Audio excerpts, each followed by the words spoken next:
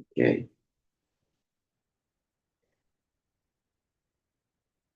By his glance, the Supreme Personality of Godhead enables the modes of material nature to act as causes of universal creation, maintenance, and destruction. The Supreme Soul is unlimited and beginningless, and although he is one, he has manifested himself in many forms. How can human society understand the ways of the Lord? Uh, Purport. From Vedic literature, we learn that when the Supreme Lord glances Saikshata over the material energy, the three modes of material nature become manifest and create material variety. Before he glances over the material energy, there is no possibility of the creation, maintenance, and annihilation of the material world. The Lord existed before the creation, and consequently, he is eternal and unchanging. Therefore, how can any human being, however great a scientist or philosopher he may be, understand the ways of the Supreme Personality of Godhead?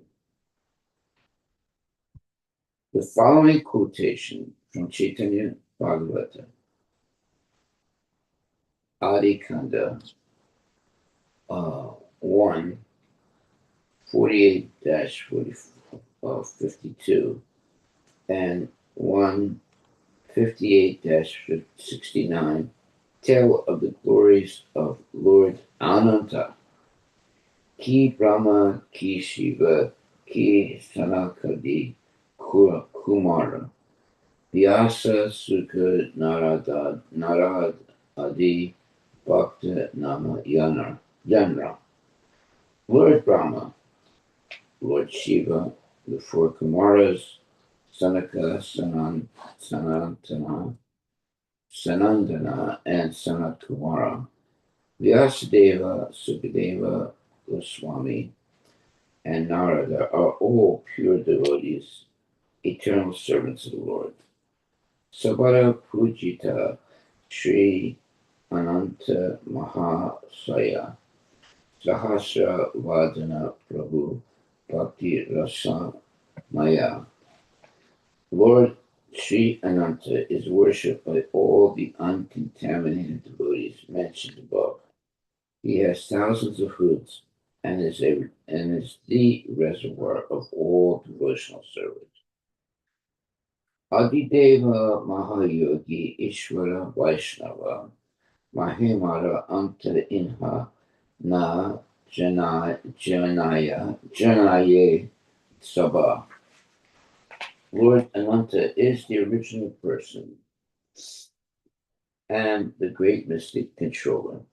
At the same time, he is a servant of God, a Vaishnava.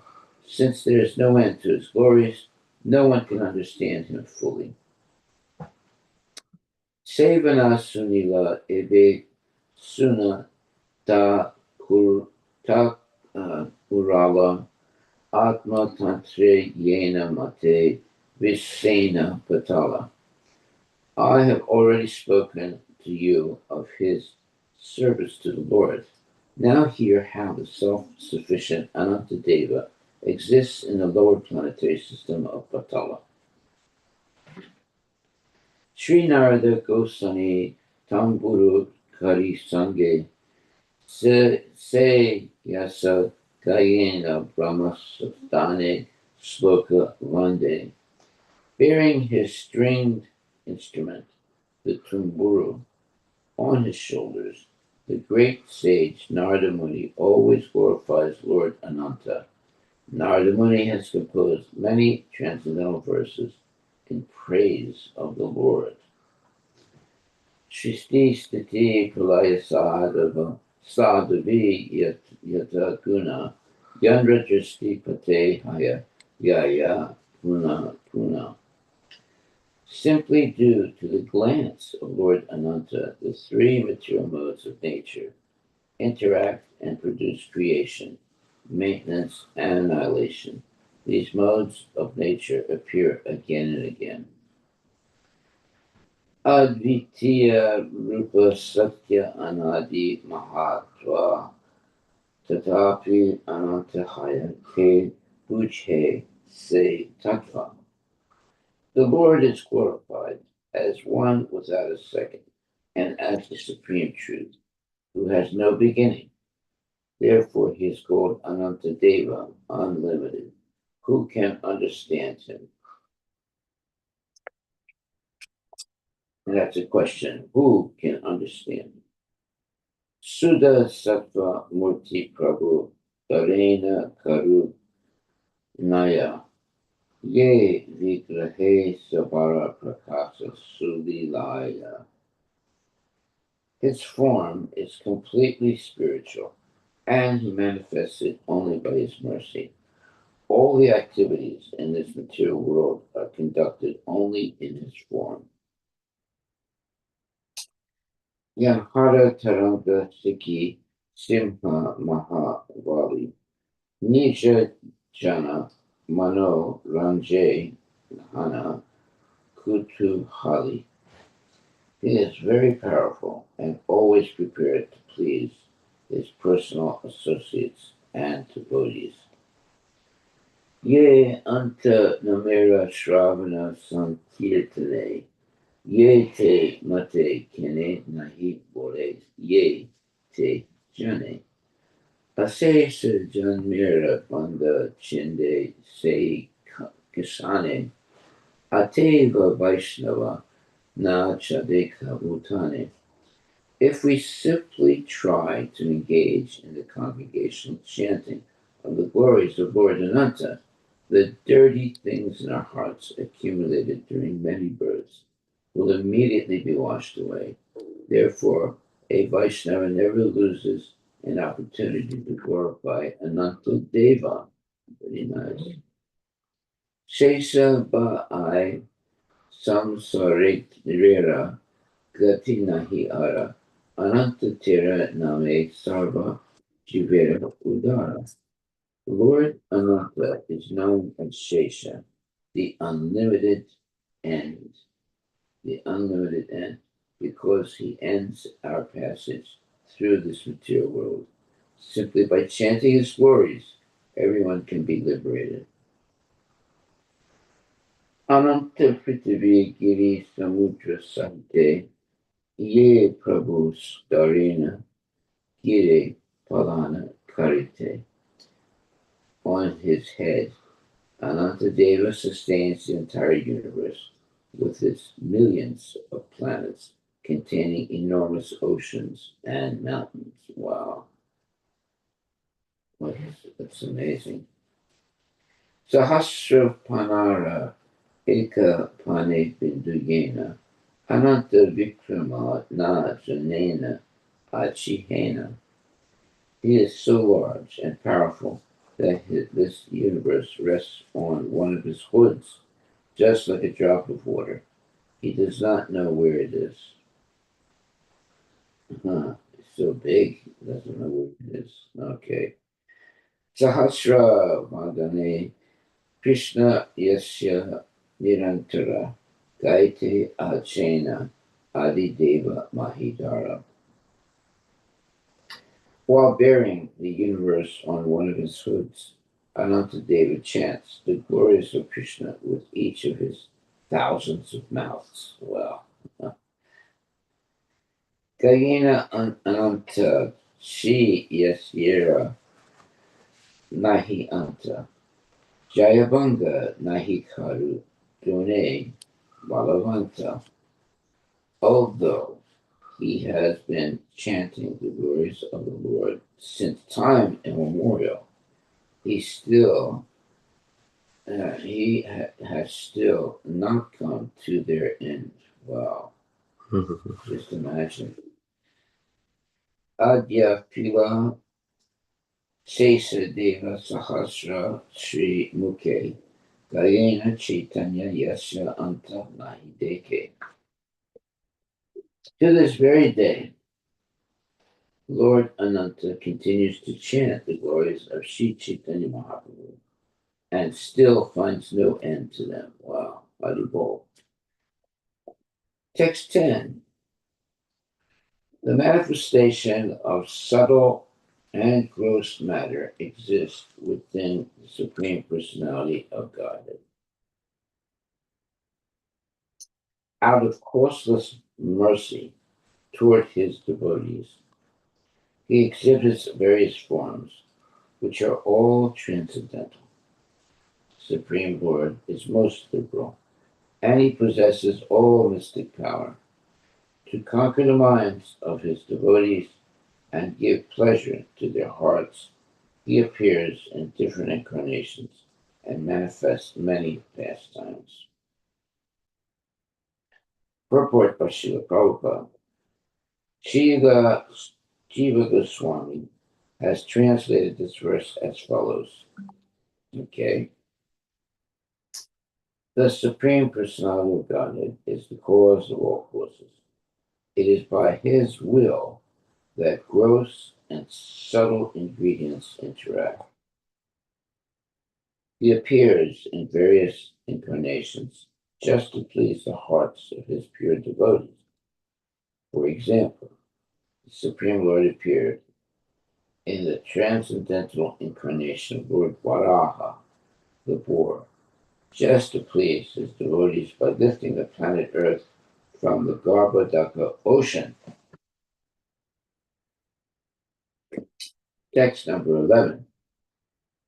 Even if he be distressed or degraded, any person who chants the holy name of the Lord, having heard it from a bona fide spiritual master, is immediately purified. Even if he chants the Lord's names jokingly or by chance, he and anyone who hears him are freed from all sins. Therefore, how can anyone seeking disentanglement from the material clutches avoid chanting the name of Lord Shesha, of whom else should one take shelter? Hare Krishna. Text number 12. Because the Lord is unlimited, no one can estimate his power. This entire universe, filled with its many great mountains, rivers, oceans, trees, and living entities, is resting just like an atom on one of his many thousands of hoods. Is there anyone, even with thousands of tongues, who can describe his glories? No. The answer is no. Text 13. There is no end to the great and glorious qualities of that powerful Lord Anantadeva. Indeed, his prowess is unlimited. Though self-sufficient, he himself is the support of everything. He resides beneath the lower planetary systems and easily sustains the entire universe. Wow, thank you, Anantadeva. Text number 14. My dear King, as I heard of it from my spiritual master, I have fully described to you the creation of this material world according to the fruit of activities and desires of the conditioned souls. These conditioned souls, who are full of material desires, achieve various situations in different planetary systems, and in this way they live within the material creation. Purport by Srila Prabhupada. In this regard, Srila Bhaktivinoda Thakur sings, Anadi Karamafale Padi Bavar Naval Jale Tari Bari Na Deki Upaya. My Lord, I do not know when I commenced my material life. but I can certainly experience that I have fallen in the deep ocean of nescience. Now I can also see that there is no other way to get out of it than to take shelter of your lotus feet.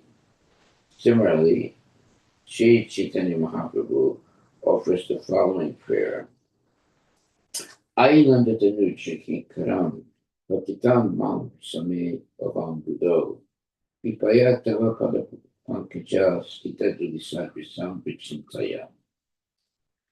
My dear Lord, son of Nanda Maharaj, I am an eternal servant. Somehow or other, I have fallen into this ocean of nescience. Kindly, therefore, save me from this horrible condition of materialistic life. Wow, very nice prayer. Text 15. My dear King, I have thus described how people generally act according to their different desires and, as a result, get different types of bodies in higher or lower planets. You inquired of these things from me, and I have explained to you whatever I have heard from authorities. What shall I speak of now? Okay. What shall I speak of now? Thus end Bhaktivedanta purports of the fifth canto, 25th chapter of the Srimad Bhagavatam, entitled The Glories of Lord Ananta. Okay, chapter 26, a description of the hellish planets. The 26th chapter describes how a sinful man goes to different hells where he is punished in various ways by the assistance of Yamaraj, as stated in the Bhagavad Gita 3:27. Prakrite kriyamanani gunai karmani sarvasa ahankara vimudadma kartaham iti manyate. The bewildered spirit soul, under the influence of three modes of material nature, thinks himself to be the doer of activities, which are in actuality carried out by nature. By his nature, okay. The foolish person thinks he is independent of any law. He thinks there is no God or regulative principle and that he can do whatever he likes. Thus, he engages in different sinful activities, and as a result, he is put into different hellish conditions, life after life, to be punished by the laws of nature. The basic principle of his suffering is that he foolishly thinks himself independent. Mhm. That is stupid. No one is independent, although he is strictly under the control of the laws of material nature. These laws act due to the influence of the three modes of nature, and therefore each human body being also each human body also works under three different types of influence. According to how he acts, he suffers different reactions in his next life or in this life. Religious persons act differently from atheists, and therefore they suffer different reactions. Sukadeva Goswami describes the following 28 hells: Tamishra, Anda Tamishra, Rorava, Maha, Rora, Kumbhapa, Kalaksutra, Asi Patra Vana, Sukara Mukha, Anda Kupa, Kim E. B. Bojana, Sanda, Tin Sand Ama, Sand Amsa, Tapta Surmi, Vajra Kantaka, Salami, Vaitarani, Kudyoda, Prana Roda, Vishasana, Lala Bhaksha, Sarma Me Adana, Avichi, Ayapana, Sharak Ardama, Rakshogana Bhojana, Sula Prota, Danka Sukha, Avatar Nirodhana, Parya Paryava Paryavartana, Suchimukha. A person who steals another's money, wife, or possessions is put into the hell known as Tamishra. A man who tricks someone and enjoys his wife is put into the extremely hellish condition known as Andhra Tamishra. A foolish person, a foolish person absorbed in the bodily concept of life, who is the basis of this principle, maintains himself or his wife and children by committing violence against other living entities, is put into the hell known as War Rava. There, the animals he killed take birth as creatures called Rurus. Rurus, yeah, and cause great suffering for him. Those who kill different animals and birds and then cook them are put by the agents of Yamaraja into the hell known as Kumbi Pakata, where they are boiled in oil. Oh my God. A person boiled in oil. A person who kills a Brahmana is put into the hell known as Kala Sutra, where land, perfectly level and made of copper, is as hot as an oven. The killer of a Brahmana burns in that land for many years. One who does not follow scriptural injunctions, but who does everything whimsically or follows some rascal is put into the hell known as Asi Patravana, a government official who poorly administers justice or who punishes an innocent man is taken by the assistance of Yamaraj to the hell known as Sukaramukha, where he is mercilessly beaten. Wow. God has given advanced consciousness to the human being. Therefore, he can feel the suffering and happiness of other living beings. The human being, bereft of his conscience, of his conscience, however, is prone to cause suffering for other living beings. Oh, it's because his conscience is not. That's because the human being, bereft of his conscience, is prone to cause suffering for other living beings. The assistants of Yamaraja put such a person into the hell known as Andakupa, where he receives proper punishment from his victims.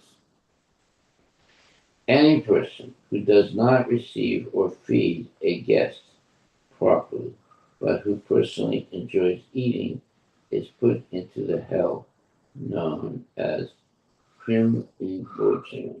Krimibhojana. There is unlimited number of worms and insects continuously bite him. Wow. A thief is put into the hell known as Sandamsa, a person who has sexual relations with a woman who is not to be enjoyed is put into the hell known as Tapta Surmi.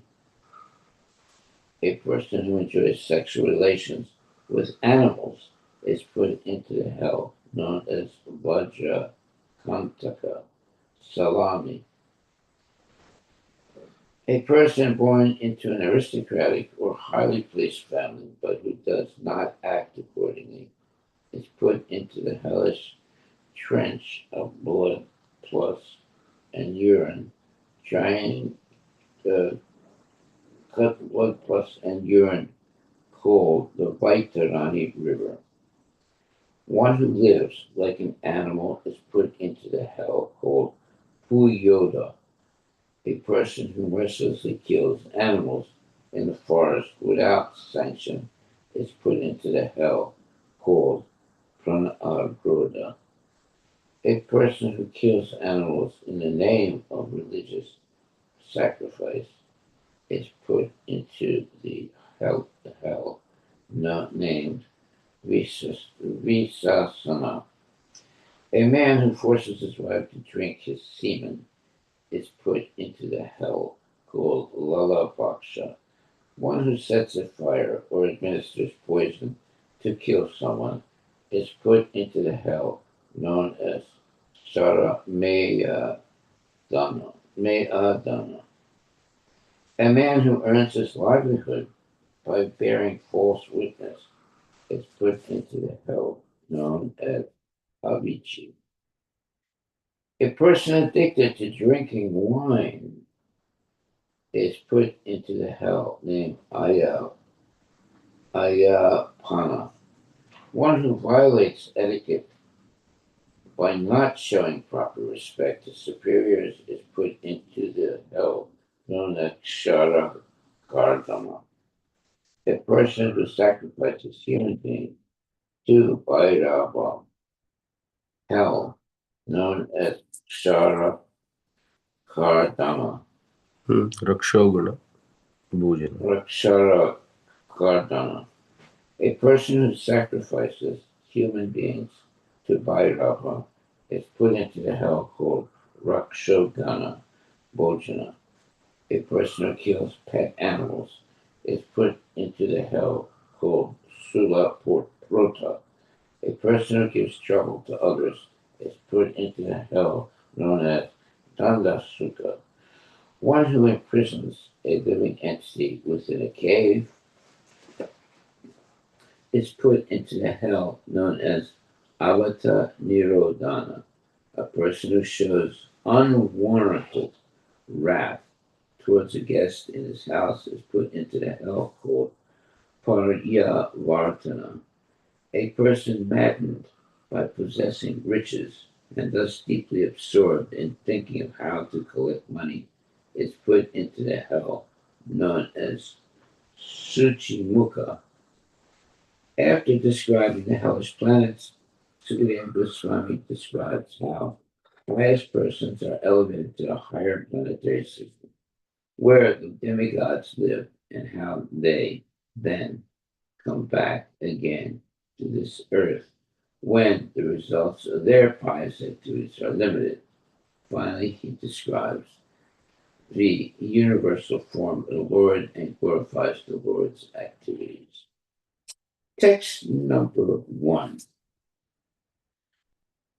Rajavacha Maharsha Etad Bhai Trayam Lokasya Katam Iti. King Parikshit inquired from Sukadeva Goswami, my dear sir, why are the living entities put into different material situations? Kindly explain this to me. Purport by Srila Prabhupada.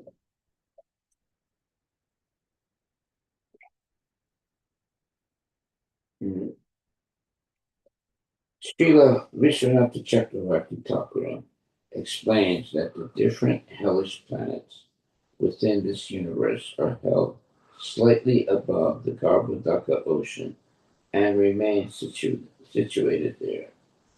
This chapter describes how all sinful persons go to these hellish planets and how they are punished there by assistance of Yamaraja, different individuals with different bodily features. enjoy, or suffer various reactions according to their past deeds. Hare Krishna. Text number 2. The great sage Sukadeva Goswami said, "My dear king, in this material world, there are three kinds of activities: those in the mode of goodness, the mode of passion, and the mode of ignorance. Because all people are influenced by the three modes of material nature, the results of their activities are all divided into three.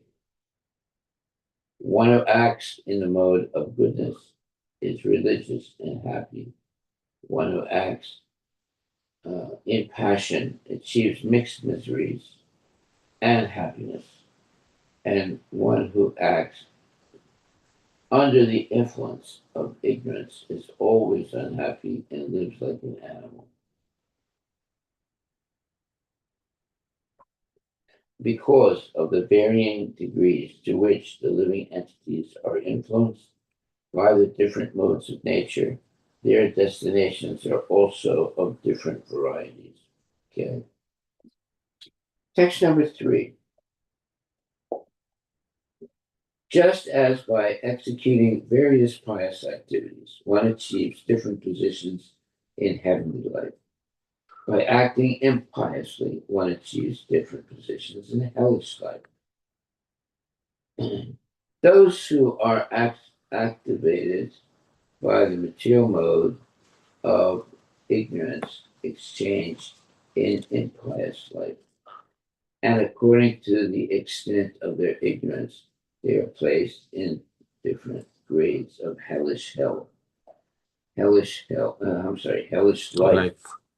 If one uh, acts in a mode of ignorance because of madness, his resulting misery is the least severe. One who acts impiously but knows the distinction between pious and impious activities is placed in a hell of intermediate severity. And for one who acts impiously and ignorantly because of atheism, the resultant hellish crime scene is, Hellish life is hellish life is the worst. Sorry.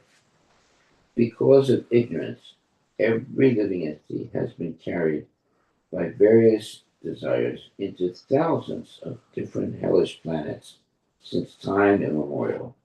I shall try to describe them as far as possible. Text number 4. King Parikshit inquired from Sukadeva Goswami, "My dear Lord, are the hellish regions outside the universe, within the covering of the universe, or in different places on this planet?" That's a good question. Mm-hmm. Okay, next number 5. The great sage Sukadeva Goswami answered, "All the hellish planets are situated in the intermediate space between the three worlds and the Mu Mandala, and slightly above the water of the Garbhodaka No, I Ocean." think Oh, I'm sorry. Yeah. three worlds And and the the Garbhodaka Ocean. They lie on the southern side of the universe, beneath Bhumandala, and slightly above the water of the Garbhodaka Ocean. Pitriloka is also located in this region between the Garbhodaka Ocean and the lower planetary systems. All the residents of Pitriloka, headed by Agnisvata, meditate in great samadhi on the Supreme Personality of Godhead and always wish their families well. Oh, that's nice. Purport. As previously explained, below our planetary system are 7 lower planetary systems, the lowest of which is called Patalaloka. Beneath Patalaloka are other planets known as Naraka Loka or the hellish planets. At the bottom of the universe lies the Garbhodaka ocean. Therefore, the hellish planets lie between Patalaloka and the Garbhodaka ocean. I hope I never go there. Text number 6.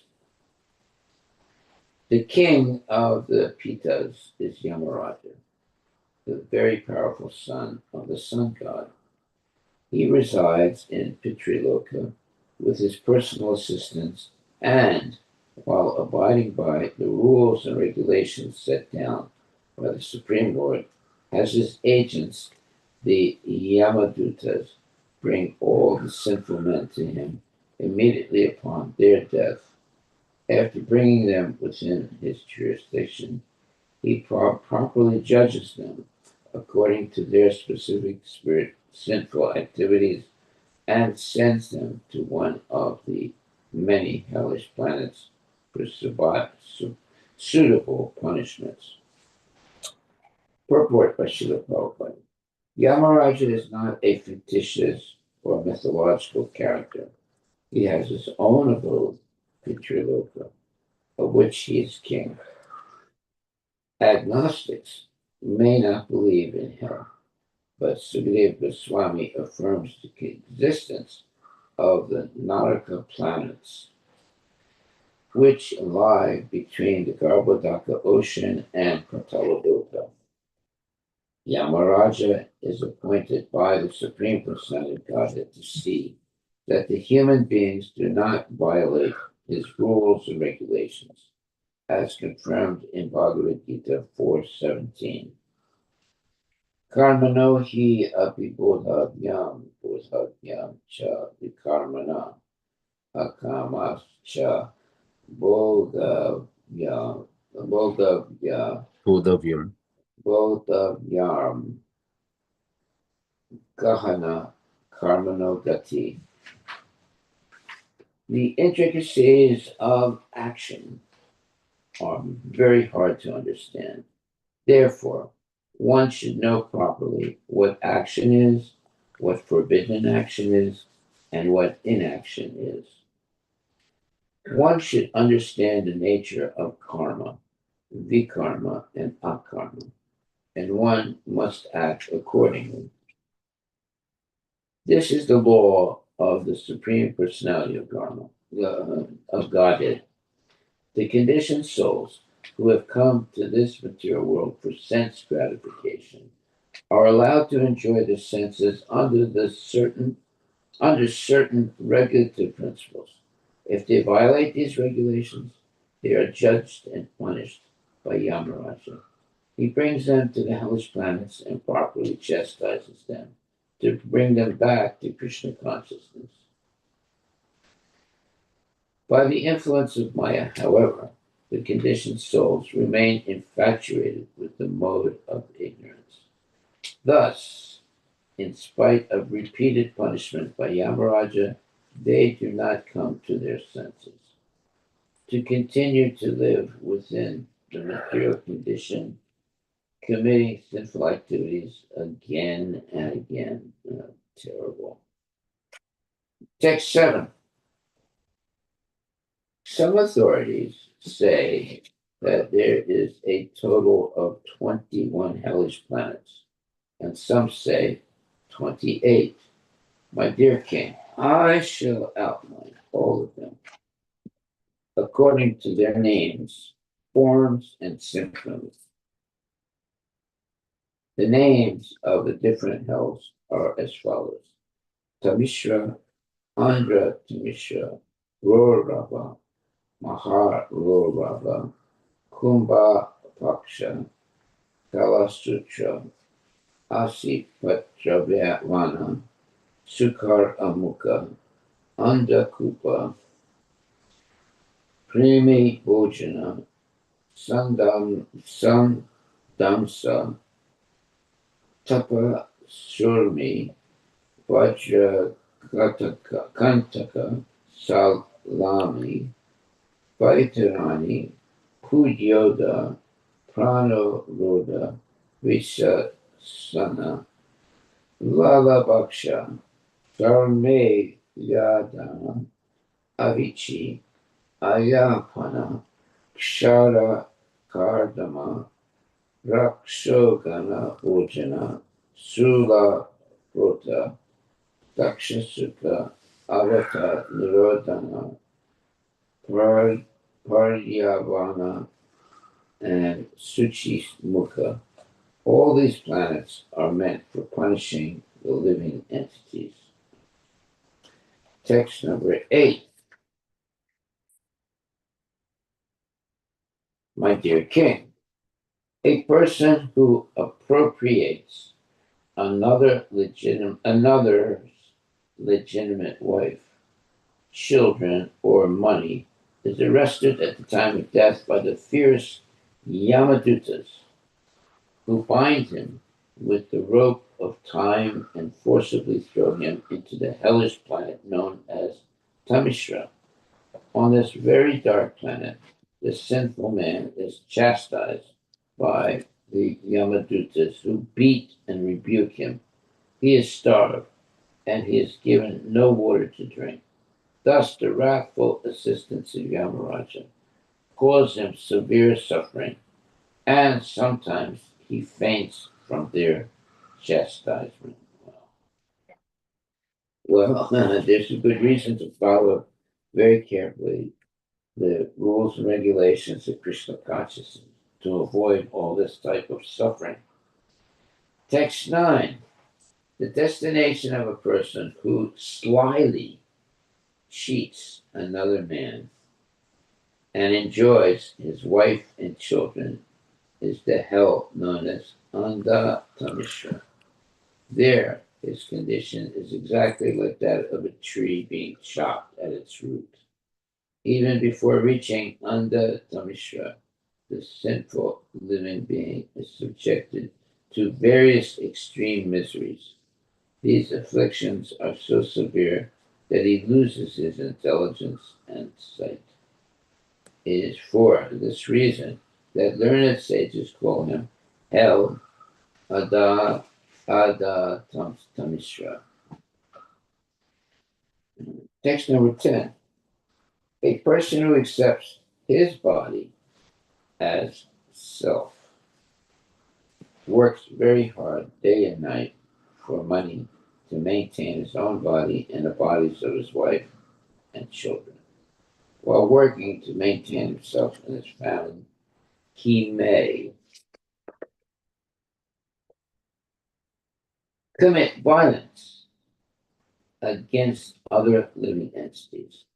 Such a person is forced to give up his body and his family at the time of death, when he suffers the reaction for his envy of other creatures by being thrown into the hell called Rorava. Wow. Purport. In the Srimad Bhagavatam it is said, Yasyatma buddhi kunape chidatuke swadi kalajati subhoma ichadi yatirta buddhi salive nakarisij janesva jane janesha Gyan Esha Abhigneshu Sa Eva Gokara. One who accepts this bodily bag of three elements, bile, mucus, and air, as his self, and who has affinity for intimate relationship with his wife and children, who considers his land worshipable, who takes bath in the waters of the holy places of pilgrimage, but never takes advantage of those persons who are in actual knowledge. He is no better than an ass or a cow. Bhagavatam 10:84-13. There are two classes of men absorbed in the material conception of life. Out of ignorance, a man in the first stage thinks his body to be himself, and therefore he is certainly like an animal. Saeva Gokara. The person in the second class, however, not only thinks his material body to be his self, but he also commits all kinds of sinful activities due to maintain his body. He cheats everyone to acquire money for his family and himself, and he becomes envious of others without reason. Such a person is thrown into the hell known as Rorava if one simply considers his body to be self as do the animals. He is not very sinful. However, if one needlessly commits sins to maintain his body, he is put into the hell known as Rorava. This is the opinion of Srila Vishwanatha Chakravarti Thakura. Although animals are certainly in the bodily concept of life, they do not any they do not commit any sins to hell. I'm sorry. They do not commit any sins to maintain their bodies, mates, or offspring. Therefore, animals do not go to hell. However, when a human being acts enviously and cheats others to maintain his body, he is put into the hellish condition. Text 11. In this life, an envious person commits violent acts against many living entities. Therefore, after his death, when he is taken to hell by Yamaraj, those living entities who were hurt by him appear as animals called rurus to inflict very severe pain upon him. Learned scholars call this hell Rorava, not generally seen in this world. The Ruru is more envious than a snake.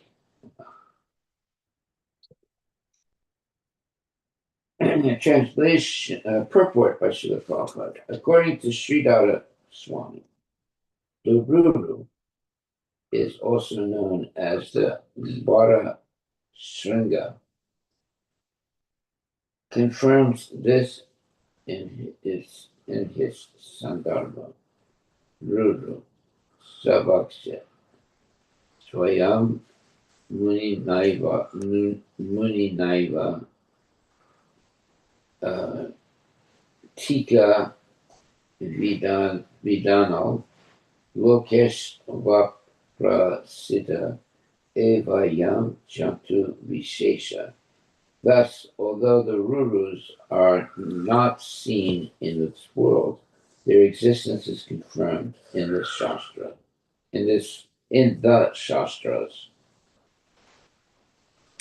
Text 12. Punishment in the hell, called Maharorava, is compulsory for a person who maintains his own body by hurting others. In this hell, Ruru animals, known as Kravyada, torment him and eat his flesh. Wow. Purport by Srila Prabhupada. The animalistic person who lives simply in the bodily concept of life is not excused. He is put into the hell known as Maharorava and attacked by Ruru animals known as Kravyatas. Text 13. For the maintenance of their bodies and the satisfaction of their tongues, cruel persons cook poor animals and birds alive. Such persons are condemned even by man-eaters. In their next life, they are carried by the Yamadutas to the hell known as Kumbhapaka, where they are cooked in boiling oil. Wow, I don't want to go there. Text 14. The killer of a Brahmana is put into the hell known as Kalasutra, which has a circumference of 80,000 miles and which is made entirely of copper. Heated from below by fire and from above by the scorching sun, the copper surface of this planet is extremely hot. Thus, the murderer of a Brahmana suffers from being burned both internally and externally. Internally, he is burning with the hunger and thirst, with hunger and thirst, and externally, he is beginning from. What, Maharaj? Huh? So it says, and thus the murderer of a Brahmana suffers from being burned both internally and externally. Internally, he is burning with hunger and thirst, and externally, he is burning from the scorching heat of the sun and the fire beneath the copper surface. Therefore, he sometimes lies down, sometimes sits, sometimes stands up, and sometimes runs here and there. He must suffer in this way for as many thousands of years as there are hairs on the body of an animal. Well, obviously, and the killer of a Brahmana is going to suffer terribly. Well, text 15. If a person deviates from the path of the Vedas in the absence of an emergency, the servants of Yamaraj put him into the hell called Asi Patravana, where they beat him with whips. When he runs hither and thither, fleeing from the extreme pain on all sides, he runs into the palm trees with leaves like sharpened swords. Oh my God. Thus injured all over his body and fainting at every step, he cries out, "Oh, what shall I do now? How shall I be saved?" This is how one suffers who deviates from the accepted religious principles. Purport by Srila Prabhupada. There is actually only one religious principle, Dharmam to Sakshat Bhagavat Pranitam. The only religious principle is to follow the orders of the Supreme Personality of Godhead. Unfortunately, especially in this age of Kali, everyone is an atheist. People do not even believe in God. What to speak of following his words? The words Nija Veda Pata can also mean one's own set of religious principles. Formerly, there was only one Veda Pata, or set of religious principles. Now there are many. It doesn't matter which set of religious principles one follows. The only injunction is that he must follow them strictly. An atheist, or Gnostica, is one who does not believe in the Vedas. However, even if one takes up different systems of religion, according to this verse, he must follow the religious principles he has accepted. Whether one is a Hindu or a Mohammedan or a Christian, he should follow his own religious principles. However, if one concocts his own religious path within his mind, or if one follows in no religious path principles at all, he is punished in the hell known as Asipatravana. In other words, a um, a human being must follow some religious principles. If he does not follow any religious principles, he is no better than an animal. As Kali Yuga advances, people are becoming godless. and taking up so-called secularism. They do not know the punishment awaiting them in Asupatravana, as described in this verse, text 16.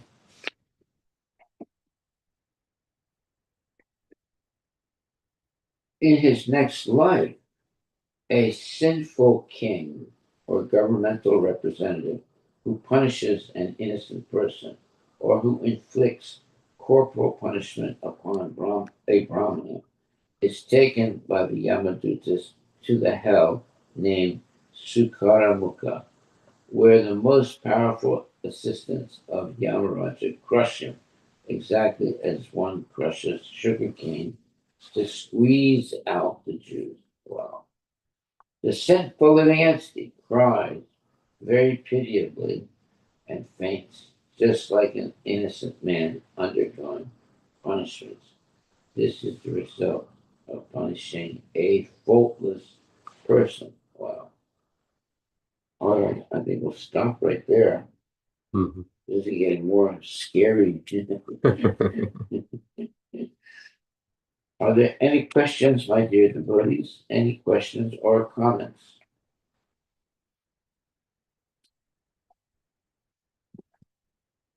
So some people interpret that this is happening, the results of this impious activities is happening on this earthly planet.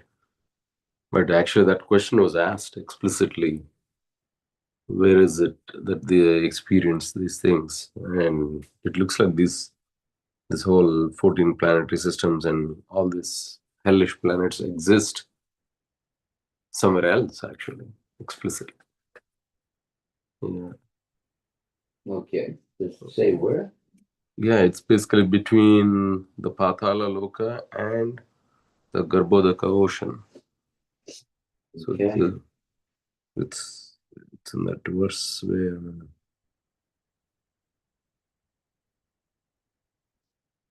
yeah. okay.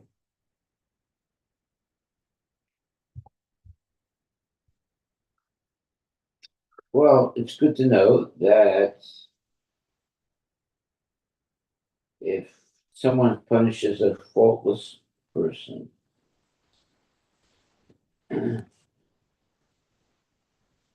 the sinful living entity cries very pitiably and faints, just like an innocent man undergoing punishments.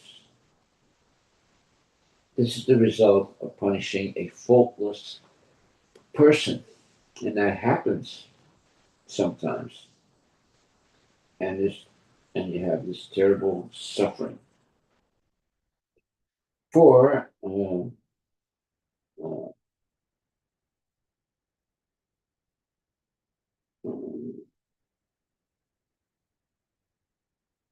for making an innocent person suffer unnecessarily. And they give the example of crushes exactly as one crushes sugarcane to squeeze out the juice. The sinful living entity cries very pitiably and faints out the juice. The sinful living entity cries very pitiably and faints, just like an innocent man undergoing punishments. This is the result of punishing faultless, punishing a faultless person. That happens a lot. Punish a faultless person. Nonsense. Okay, I think we'll stop right there, Mhm. unless there's some questions or comments. Hare Krishna Maharaj, I have a question. So there are these so many planets, upper and lower planetary systems. Uh, are all of them invisible? Like because from any of the telescopy and all, none of them are visible. So uh, could you just throw some light on that? Uh, I don't know if all of them are invisible or some of them are visible. I mean, I don't know. Does it say that anywhere?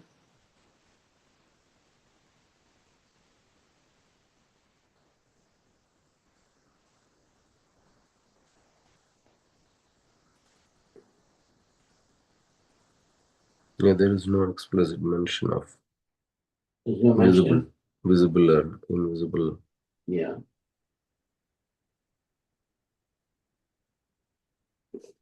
But obviously, scientists haven't seen them as separate levels as explained here.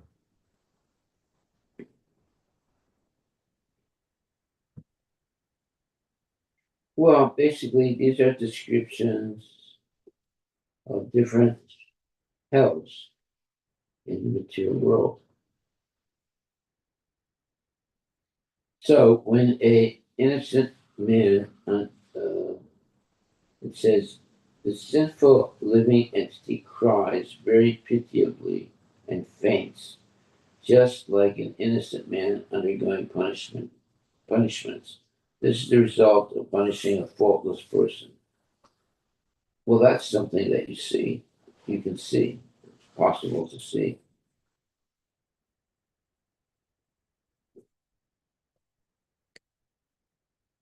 So there are things that are visible, and there are other things that are not visible. But obviously, in order to suffer, there has to be visibility.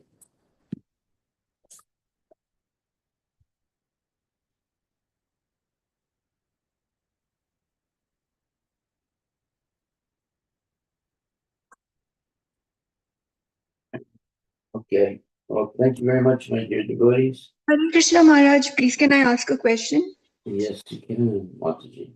Hare Krishna Maharaj, please accept my humble obeisances. This is pertaining the temple I go. So everybody in the cooking, they come and cook for the deity. I mean the Radha Krishna deities. Um, they all come, with their husbands and the Matajis and the Prabhujis. They're mostly initiated and they come and cook together. So my husband doesn't come, Maharaj, and he hardly chants also. So I feel really not good going alone, and I'm wondering how will I ever progress if I keep not going to the temple. And but I try to go to the festivities, and I try to do seva at that time, but the so I don't feel comfortable. And after hearing all these different types of hells, I'm really scared now. So please can you help me how I can progress, I mean without going to cooking classes, I mean cooking for the deities, Maharaj. Thank you. Why do you not go to serve the deities?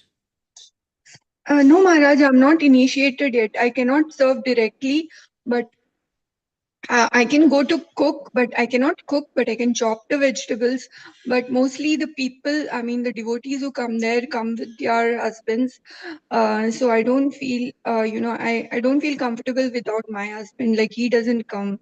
Even if I ask him to, he doesn't come. So please can you help me understand, like is it okay if I don't go to cook, or is it okay if I chant and goes just the Sunday? It's open only on Sundays, the temple. uh, so uh, so that's the thing, Maharaj. Well, you should not avoid coming to the temple. Does your husband come to the temple? He comes very rarely, Maharaj. He doesn't. He comes very rarely when there are festivals, mostly like Radhashtami, Krishnashtami, or Gaur Purnima, something like that. Otherwise, other than that, he doesn't come. Well, what does he do? Does he sit down and watch television or what? I know, Maharaj. He actually he works. So other than that, he was working. But other than that, he doesn't chant much. He doesn't do chanting. Did he lose his job? Yes, Maharaj. Ah, you see, that's what happens when you don't chant Hare Krishna. Maharaj, I told him, you have to chant, and then only God Krishna will help you. But still, he's not agreeing to chanting. He's a good devotee. Like, he prays to Vishnu. He prays to, I mean, demigods also. But that's the thing. He prays to mostly demigods and Vishnu, and he Rukmini, Vishnu, Radha. Everybody he prays. He's good that way, but he's not taking up chanting. That's the only thing. Well, at least he's doing something. He should be happy that he's doing something that's religious. Yes, he's very religious, Maharaj. He also donates to the temple. Every month we try to donate to ISKCON a small amount, and that way he never. I mean, I've been donating from a long time. I shouldn't say all that, but that way he never says no. So he's been really supportive in that way, and he never says no that I shouldn't go. That he never says no for that.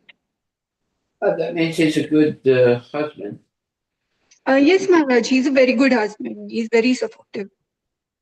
Yeah. So, what is your question then?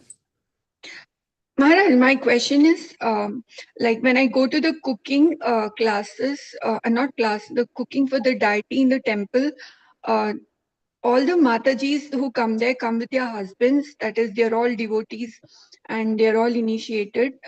So I feel very uncomfortable going and, mingling there, Maharaj, like without my husband. So that's what, uh, can I just go to the temple and for the Sunday feast, Maharaj, and not go to cooking? Is that will I make progress even then, or only by cooking and by seva I do progress? I'm not sure how I can make more progress. That's the way I'm asking. Well, just by coming to the temple is a spiritual benefit, and chanting Hare Krishna and hearing the lectures and doing seva, well, that's just even more beneficial. But I'm not quite understanding your question. Maharaj, Mataji is only able to come by herself because her husband doesn't Yeah. Okay. come along. All right. Whereas the rest of the devotees seem to be coming along as a family. So Mataji is uncomfortable coming alone to do Why? the seva. Why? That's Mataji's. Maharaj, I don't know, Maharaj. I just feel uncomfortable. Maybe because I'm a woman, and a woman already always needs support of a husband. So that's the thing, Maharaj. Well, when you come alone without your husband, you should say some extra prayers for your husband. I So, always have been doing that from a long time, Maharaj. Like, okay. I've been asking Krishna to, make him more devoted. You can say he's a devotee, but only thing is he's not picking up his beads to chant. That's the only thing. I think if he starts chanting, then he can progress fast. Well, for some people, it takes a long time to follow all the rules and regulations of Krishna consciousness. But you should not be discouraged. You should chant nicely, and you should also pray for your husband. Yes, Maharaj, I will do that. Be very patient, not criticizing or not thinking he's inferior. You have to be very careful not to be a person who criticizes, especially, he's your husband, so you should not criticize him. Otherwise, he'll never come to the temple. You have to be patient, patience. Sometimes you have to wait, 20 years, Right. And then at a certain point, your husband realizes what a great devotee you are, and he'll feel ashamed, and he'll start coming more regularly. So you have to be a guru and give a good example to your husband. Then at some point he will say, "Wait a minute, my wife is such a good devotee. I'm going to join her and engage in Krishna in the same way as she is, so that we can both make devotional advancement together." So you just keep doing your service, Mataji, and showing a good example to your husband. But don't criticize him, don't belittle him, don't make fun of him. Just be patient, and eventually he'll come around. I guarantee you that. Okay, Maharaj. I will do that. Very good. Thank you. Thank you, Maharaj. Hare Krishna. Okay, are we done? Yes, Maharaj. Yeah. All right. Hare Krishna. Thank you, my dear devotees. Please chant Hare Krishna and be happy. Hare Krishna Guru Maharaj, please accept my humble obeisances or glories to Srila Prabhupada. I Hare. have a quick question. When we have, like, uh, as far as my knowledge goes, is this correct that only Earth planet is the planet where we can go back to Goloka? Um, and if somehow I I fell never into said that. the I don't think we've ever said that. no, I'm just asking because if we fell down to these lower planets, which are hellish planets, um, do you think that is possible to go back to Godhead? Because and let's say if I'm not if somehow I reach upper planet, even there, I think only Earth planet is from where we can go to Goleka. Please, can you kindly confirm? Well, obviously, the most, let's say, auspicious way is to be Krishna conscious, to go back to Godhead. Uh, I mean, the devotees that are following the Krishna conscious rules and regulations, which includes regularly going to the temple, are the ones that are preparing themselves to go back to Godhead. So if you avoid going to the temple or avoid associating with devotees, you're not going to really make much tangible spiritual advancement.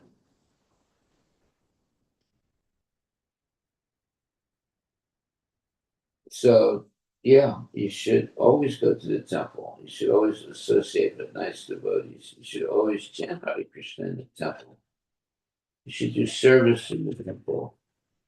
That's why the temple is there. It's a place where you can serve Krishna.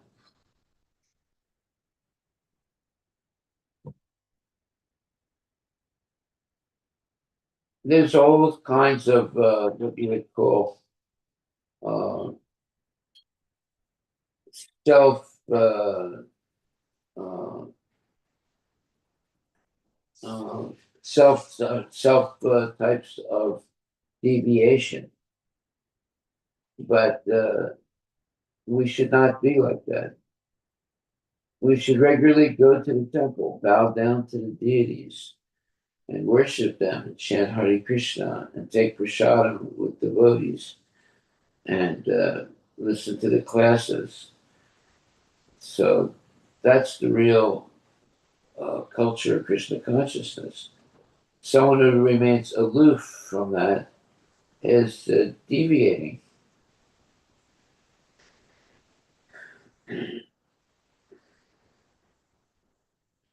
Someone might say, "Well, I don't go to the temple because there's too much noise, too many people there. I only go when there's no one there. Well, okay, that's fine, but it's much nicer to go and be in the sangha of nice devotees and hearing them chant nicely and speak nicely, giving classes. But if someone avoids that and comes when there's no devotees in the temple, well, that's not, uh, let's say, something bad because you're still coming to the temple, right? So I wouldn't feel sorry if you come to the temple when there's nobody there. On the other hand, it's more fun when there are people there and not doing nonsense. Actually, serious about chanting Hare Krishna. Okay, my dear devotees, we will stop right there and chant Hare Krishna. 16 good rounds, but that's the minimum. There's no maximum. All glories to Srila Prabhupada.